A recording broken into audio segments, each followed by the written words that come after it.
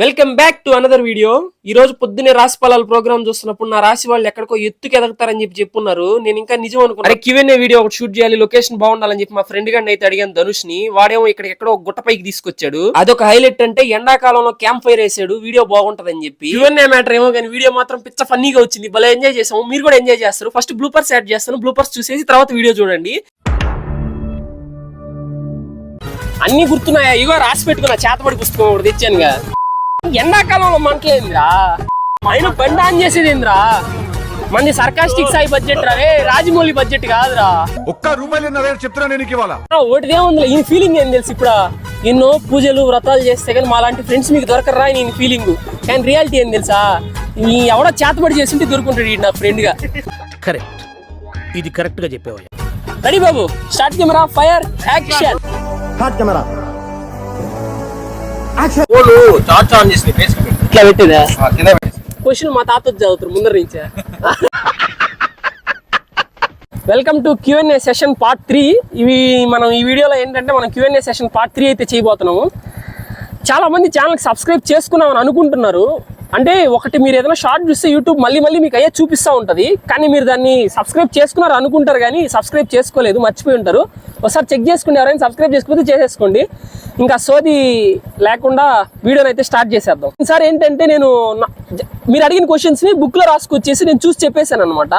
So చాలా మంది ఏమనుకున్నారంటే నీ క్వశ్చన్స్ కదా అడిగిన వాళ్ళు, అది ఎవరు అడగలేదు, అయ్యి నీ ఓన్ క్వశ్చన్స్, నువ్వేదో చెప్పి నువ్వే ఆన్సర్ చెప్పేస్తున్నావు అని అనుకున్నారు.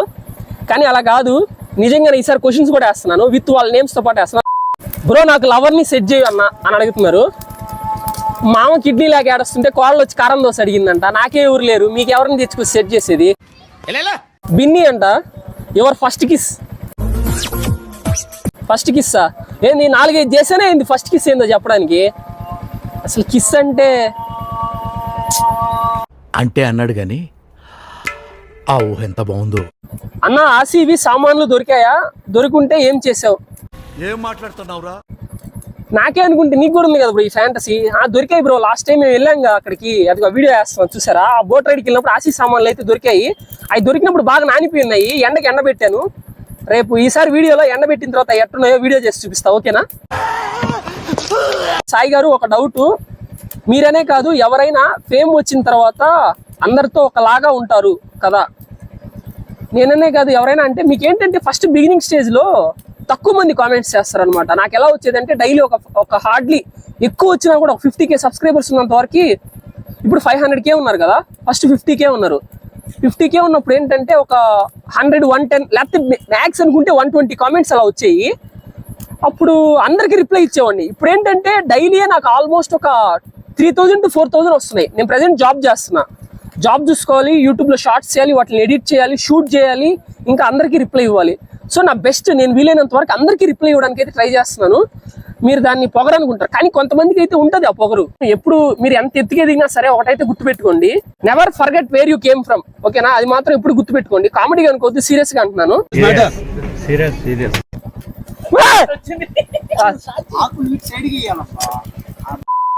అన్నయ్య ఫ్యూచర్ లో లవ్ మ్యారేజా అరేంజ్ మ్యారేజా అని ఇలా చెప్పొచ్చో చెప్పకూడదో తెలియదు, కానీ లవ్ మ్యారేజ్ అరేంజ్ మ్యారేజా?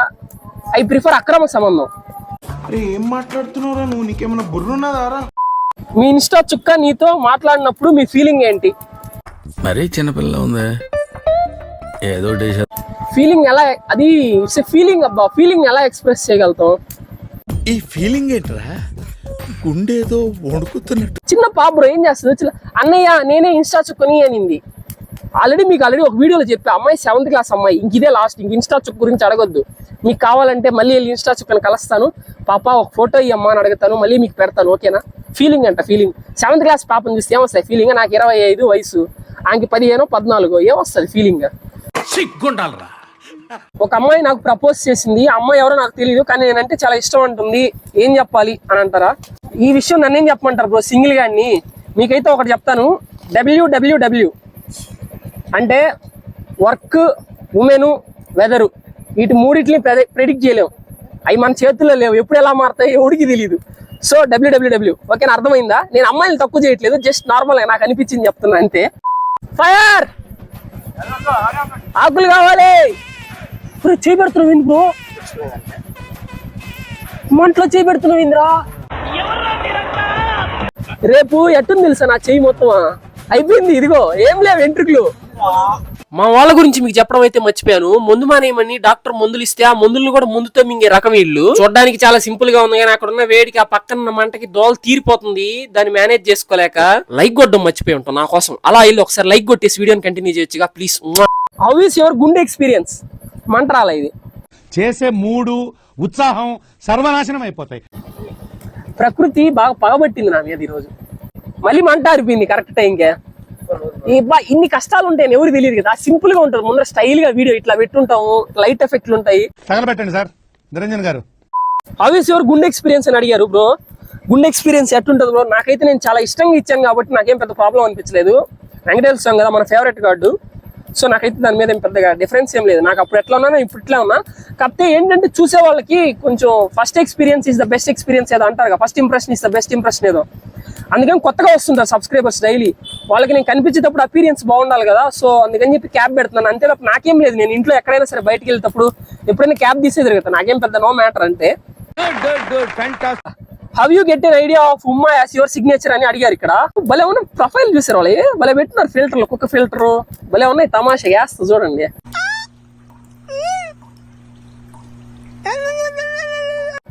How you get an idea of ఉమ్మా యాస్ యువర్ సిగ్నేచర్? ఉమ్మా కదా. నేను వచ్చేసి ఏంటంటే నేను ఆల్రెడీ ఒక వీడియోలో చెప్పాను కానీ మళ్ళీ చెప్తున్నాను. ఇదే లాస్ట్ టైం అని అనుకోండి. కానీ ఉమ్మా మాత్రం ప్రతి వీడియోలో చెప్తాను. నా వరకు ఏంటంటే టైం అనేది మోస్ట్ వాల్యుబుల్ థింగ్. ఎంత ఖర్చు పెట్టినా తిరిగి రాదు. నేను యాజ్ ఏ రిటర్న్ గిఫ్ట్ గా మీరు మీ టైం అంతా నా వీడియో కోసం పెట్టి నా వీడియో చూస్తున్నారు కాబట్టి నేను ఉమ్మా అని అంటాను అనమాట. అందుకే ఉమ్మా అంటే నాకేదో పెట్టాలనిపించేసింది, అందుకే ఉమ్మా. ఏందా ఆ క్వశ్చన్ మధ్యలో ఆగిపోయింది? నా పేరు కిరణ్ కదా, కిరణం అనాలా, చీకటి కిరణాలు అనకూడదు, వెలిగే కిరణాలు అనాలి. నాకు అర్థం కాలేదు సార్. బ్రో మన ఏపీ పాలిటిక్స్ గురించి చెప్పు బ్రో.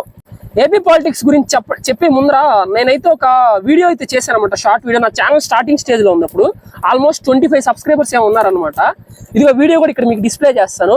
అది నేను ఎప్పుడు అనుకోలేదు ఇంత వైరల్ అవుద్దని చెప్పి. అది వైరల్ అవ్వలేదు, చాలా మంది చేశారనమాట.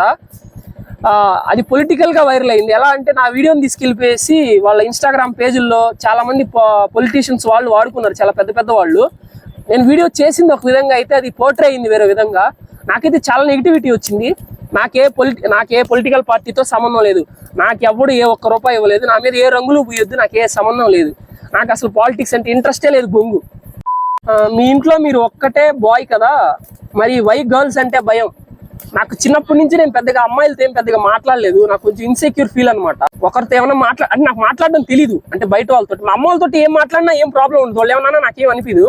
కానీ నేను ఏంటంటే బయట వాళ్ళతో ఏమైనా మాట్లాడితే, మళ్ళీ తిరిగి వాళ్ళు ఏమైనా మాట్లాడితే నేను తట్టుకోలేను అనమాట. తట్టుకోలేనంటే అంటే వాళ్ళు ఏమన్నా ఫీల్ అయితే నా వల్ల ఎదుటి వాళ్ళు ఏమన్నా ఫీల్ అయితే నేను బాధపడతాను. సో అందుకే ఎవరితో మాట్లాడే ధైర్యం కూడా చేయలేదు. అందుకని ఇప్పటికైనా సరే బయట వాళ్ళు ఎప్పుడైనా సరే అమ్మాయి కాళ్ళ వరకే చూస్తా, మోకాళ్ళ పైనుంచి చూడండి అనమాట నేను. ఎందుకంటే నాకు భయం.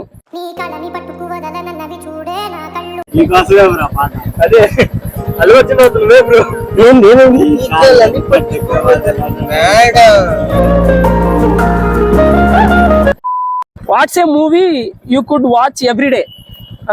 యూ కుడ్ వాచ్ ఎవ్రీడేనా? నాకు జెర్సీ మూవీ అంటే పిచ్చి ఇష్టం. ఎందుకో ఒక రీజన్ కూడా చెప్పాను నేనంటే, ఇప్పుడు చెప్తే మళ్ళీ ఎమోషన్ అయిపోతా. సో ఆ షార్ట్ వేస్తాను, మీరే చూడండి ఎందుకో. ఎవరు నమ్మరు నాన్న. నేను ఆ ఒక్క సీన్ కోసమే మూవీకి వెళ్ళింది. ఆ సీన్ జరిగినప్పుడు మా నాన్న వైపు తిరిగి ఒక నవ్వు నవ్వాడు. నాకు ప్రతిసారి అదే గుర్తొస్తుంది, ఎందుకంటే మా నాన్నతో చూసిన లాస్ట్ మూవీ ఇదే. అందుకే నాకు ఇది ఎంత స్పెషల్. సో అది రీజన్. ఓకేనా, వీడియో చూడండి మీకే తెలుస్తుంది. వాట్స్ నిక్ నేమ్ అంట వల్లి గారు అడిగారు. వాట్స్ నిక్ నేమ్ అంటే ఆ క్వశ్చన్ ఎంత అర్థం కాలేదు. ఓకే, నా నిక్ నేమ్ ఏందని అడుగుతున్నారు. నా నేమ్ ఉండేది 3 అక్షరాలు మాటలు. దాంట్లో నిక్ నేమ్, నా పేరు సాయి అంటే నా నిక్ నేమ్ కూడా సాయే కదా. ఇంకా దానికి నిక్ నేమ్ అంటే ఎస్ అని పిలవండి. అది BTS లో VKJ ఉంటారు కదా, అట్లే నా పేరు కూడా ఎస్. ఓకేనా, ఇంకటి నుంచి అందరు కామెంట్ చేయండి ఎస్ అని. సార్ మీ పెళ్ళి ఎప్పుడు అని. నేను ఆల్రెడీ చెప్పాను కదా. ఆర్డర్ ఇచ్చినావా ధనుష్? విభూతి తమలపాకులు ఓకే కదా చెప్పేసి అది రెడీ అయిపోయాయంటే ఇంకా ట్రైన్ టికెట్ వరకు బుక్ చేసుకోవడమే. డైరెక్ట్ గా అది తీసుకొని హిమాలయాలకు వెళ్ళిపోయి ఒక పెద్ద ఐస్ గడ్డ చూసుకుని దాని మీద కూర్చుంటా, తమలపాకులు చుట్టేసుకొని విభూతి పూసేసుకుని ఇట్లా కూర్చుంటా అంతే. ఈ పెళ్లి ఎన్ని మన వల్ల అయ్యే పనులు కాదబ్బా. ఎందుకు బాగా చేసుకుంటున్నావు కదా. వీడియో అయిపోవాలా, ఇంకా ఉంది. అంటే గుర్తు చేద్దామని వచ్చా.